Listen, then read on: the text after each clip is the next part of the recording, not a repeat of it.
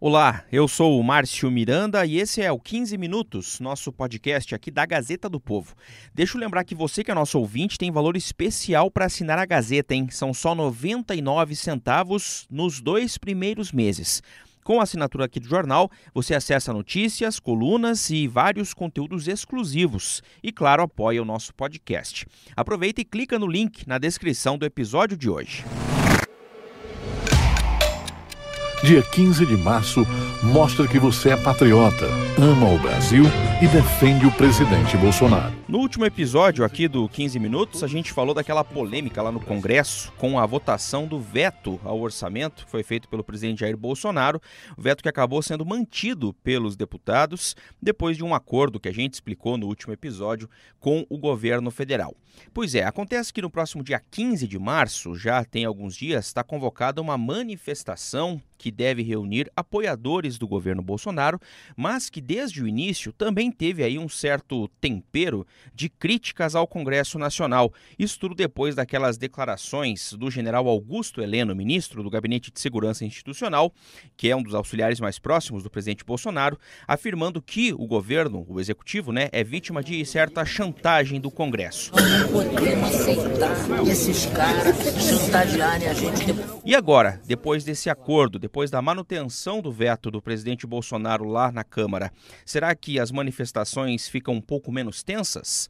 O que esperar desse protesto do dia 15?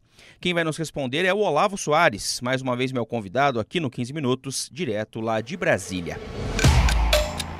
Olavo, e aí? Essa manifestação que vem por aí no dia 15, será que esse acordo que a gente falou no último episódio vai dar uma arrefecida, uma acalmada nos ânimos dos manifestantes, Olavo? Essa questão do orçamento realmente mudou um pouco o teor da manifestação. Por quê? Porque a gente verificou nos últimos dias a votação no Congresso da manutenção do veto presidencial e, além disso, devemos ter no dia 10, se nada de diferente acontecer, a conclusão desse processo. No dia 10, com a votação dos projetos de lei, para sacramentar o assunto, para a questão do orçamento ficar, em definitivo, resolvida, né? Com isso vai acabar ficando muito distante do dia 15, né? Vai haver um deslocamento de agenda, digamos assim.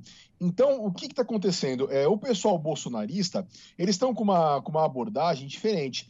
Eles estão entendendo que, olha, passou realmente, não dá mais para vincular o assunto, né? Você mencionou agora há pouco a questão da declaração do general Heleno, da chantagem e tal. Não dá mais para vincular a nossa manifestação com a votação do orçamento. A votação do orçamento já está resolvida. Então, o que eles querem fazer é transformar a manifestação do dia 15 em um grande ato de apoio ao governo. Ponto. É isso. É dizer, encher as ruas, nos dizeres deles, para dizer que a população está apoiando o governo Bolsonaro, independentemente dessa questão do orçamento. É essa abordagem deles. E temos um presidente cristão, patriota, capaz, justo e incorruptível, que sofre e luta por esta nação. Agora, tem uma líder bolsonarista importante na Câmara dos Deputados, que é a deputada Bia Kicis, do PSL do Distrito Federal. E dia 15 é povo na rua, porque quem tem medo de povo na rua é porque está escondendo alguma coisa. Agora, onde já se viu parlamentar achar que povo na rua é uma agressão ao Congresso? Que ela disse que a população também que vai às ruas, nas palavras dela, quer informar, quer dizer que não vai tolerar manobras, não vai tolerar o parlamentarismo branco. Vamos explicar mais ou menos o que é isso, o que a deputada Bia Kicis está se referindo, Olavo?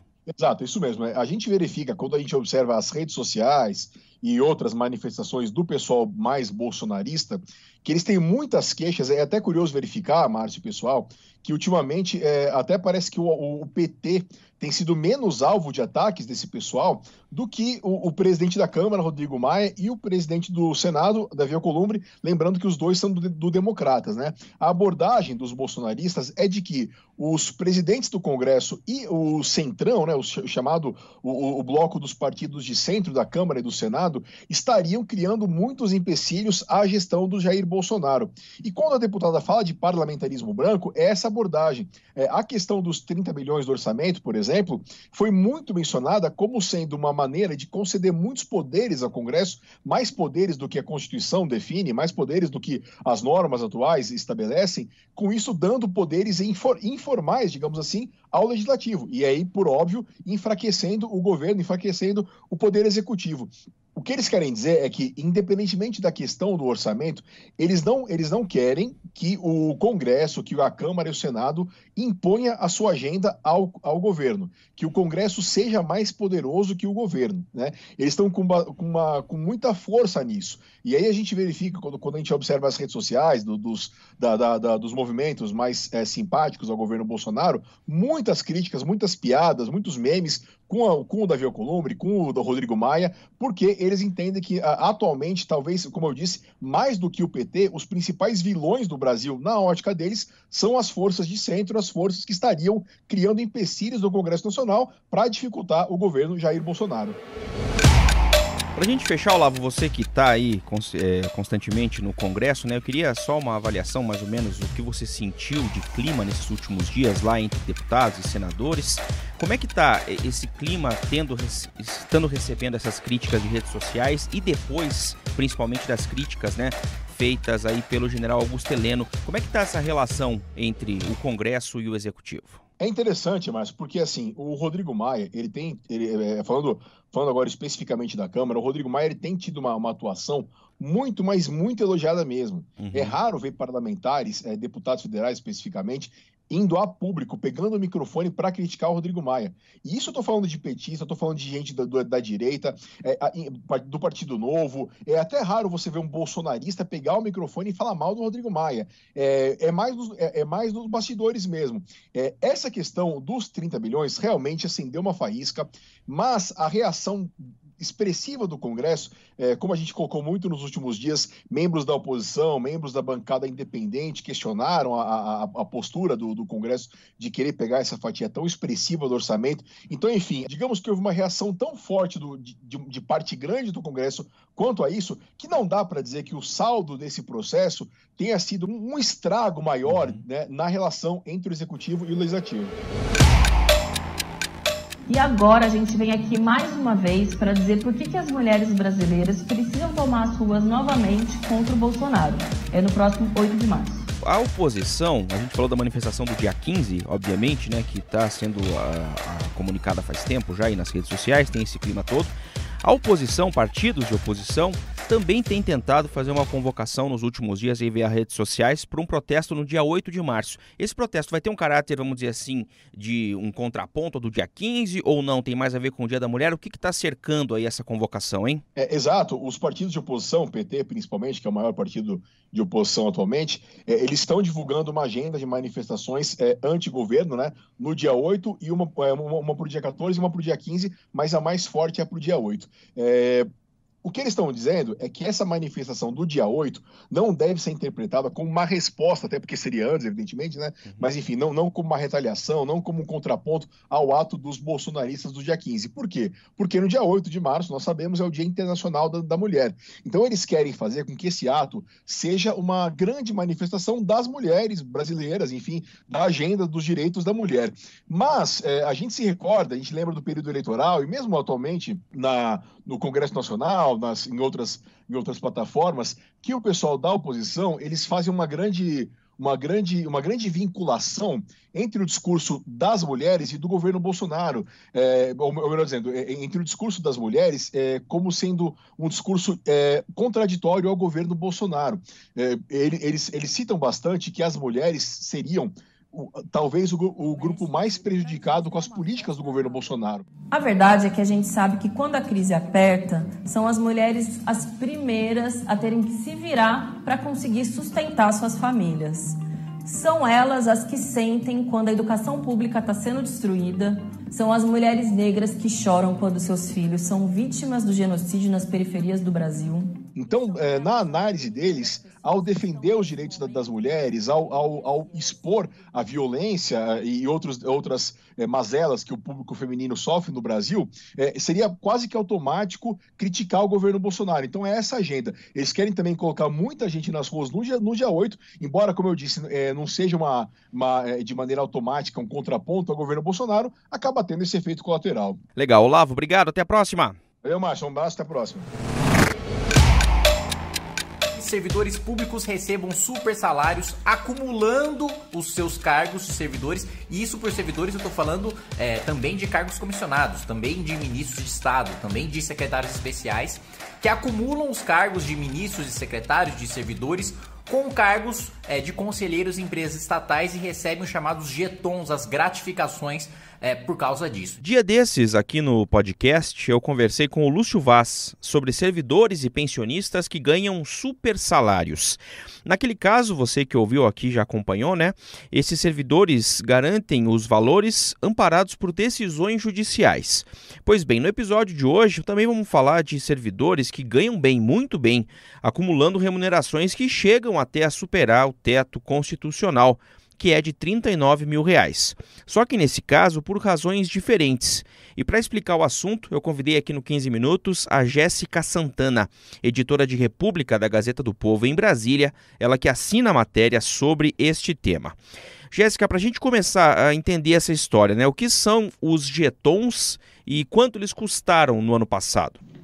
Então, Márcio, os jetons eles são uma remuneração extra recebida por servidores civis e militares, né? Por representar a União em conselhos de estatais ou entidades do Sistema S. Normalmente, eles precisam participar de uma reunião mensal desses conselhos. Os servidores escolhidos aí para serem conselheiros, Márcio, eles vão desde ministros de Estado a secretários, né, secretários especiais, secretários aí dos ministérios e membros das Forças Armadas. A indicação é feita pelo próprio governo federal. Muitos, inclusive, são membros de mais de um conselho de administração e recebem mensalmente pela participação em cada um desses conselhos. No ano passado, Márcio, em 2019, centenas de servidores civis e militares receberam essa remuneração extra para participar de conselhos de estatais e entidades do Sistema S representando a União. E essa gratificação é paga pelas estatais e por essas entidades do Sistema S, né, como o SESC e o SENAC. Ao todo, foram pagos R$ 17.950.000 em jetons, segundo o levantamento feito pela Gazeta do Povo, a partir de dados do portal da Transparência do Governo Federal. Quase 18 milhões aí, como disse a Jéssica, né, para conselhos que, em geral, tem aí uma reunião mensal, por exemplo, esse conselheiro tem que se apresentar lá para essa reunião. Ô Jéssica, quais são algumas das empresas e órgãos, né, que tem esses servidores aí nos conselhos, hein? Olha, mas praticamente todas as estatais aí do governo federal, né, e as entidades do Sistema S, aí como o SESC e o SENAC, né, pagaram aí jetons no ano passado a servidores federais. Então, para citar alguns exemplos aí conhecidos, né, a Petrobras e algumas das suas subsidiárias, né, como a Transpetro, o BNDES, o Banco do Brasil, Itaipu Binacional e até mesmo a IPL, que é aquela estatal conhecida pelo projeto do Trem-Bala. E os valores pagos mensalmente aos servidores, né, eles variam de R$ 78,78 a quase R$ 41 mil por mês. Então, cada conselheiro aí que está representando a União nessas estatais ou nas entidades do Sistema S recebe uma remuneração. A remuneração varia conforme a estatal ou a entidade do Sistema S, mas, Márcio, tem casos que chegam a quase R$ 41 mil. É o caso de um militar que recebeu aí mensalmente quase R$ 41 mil por mês para participar do conselho da Embraer, que apesar de ser uma empresa privada, a União tinha até o ano passado uma ação especial que lhe dava direito a voto no conselho da empresa. R$ 41 mil, era um bom salário aí, um por jeton mês. Por mês, né? Vamos lembrar que só esse jeton já é mais do que o teto constitucional, que hoje é de R$ 39 mil, né? Exatamente, Márcio. Pois é, bom, mesmo que o acúmulo do salário com os jetons ultrapasse esse teto do funcionalismo, Jéssica, isso é ou não é considerado ilegal, hein? Márcio, é bem comum realmente acontecer em casos de servidores que acumulando a remuneração mensal, né, o salário que eles recebem por serem funcionários do governo, né, mais os jetons que eles recebem aí por serem conselheiros em estatais, isso ultrapasse esse valor, somando esse valor ultrapasse o teto do funcionalismo, porque há muitos jetons que realmente são muito altos. Então, há vários conselheiros aí que recebem 10, 21 mil por mês, como esse caso que a gente citou, que recebe até 41 mil por mês. Então, é bem comum isso acontecer. E em fevereiro deste ano, Márcio, o Supremo Tribunal Federal julgou aí se era legal ou não o acúmulo de remuneração do servidor, mais essa gratificação, esse jeton. E a maioria dos ministros do Supremo entendeu que sim, que é legal, mesmo que a soma ultrapasse o teto do funcionalismo, hoje em cerca de R$39 mil, né? O que os ministros entenderam é que isso é uma remuneração extra, não entra na questão do teto do funcionalismo, que é de R$39 mil.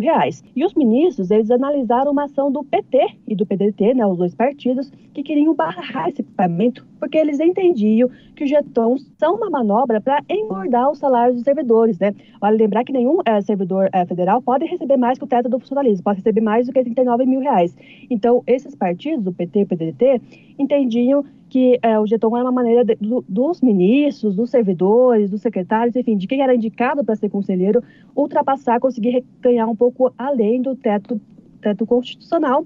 Mas o Supremo entendeu que isso não tem problema, que o jeton é outra coisa, é uma gratificação paga separadamente, que não tem a ver com o salário de servidor, seja ele do servidor civil ou militar. Jéssica Santana, obrigado pela participação aqui no 15 Minutos. Até a próxima. Obrigada, Márcio. Até. Ponto final neste episódio do 15 Minutos, podcast diário de resumo e análise do noticiário aqui da Gazeta do Povo. Durante a minha conversa com o Olavo Soares, você ouviu áudios das redes sociais, tanto daquela convocação para os protestos do dia 15 de março, quanto da deputada Sâmia Bonfim, do PSOL de São Paulo, convocando para manifestações no dia 8 de março. E na minha conversa com a Jéssica Santana, aquele áudio de entrada é do deputado Kim Kataguiri, Democratas de São Paulo, falando sobre a decisão do STF que manteve a legalidade no pagamento dos jetons para servidores públicos. Eu lembro que o 15 Minutos tem a produção da Jennifer Ribeiro, da Maria Escrocaro, a montagem do Leonardo Bestloff e a direção de conteúdo do Rodrigo Fernandes. Eu sou o Márcio Miranda e agradeço muito a sua companhia. Até mais!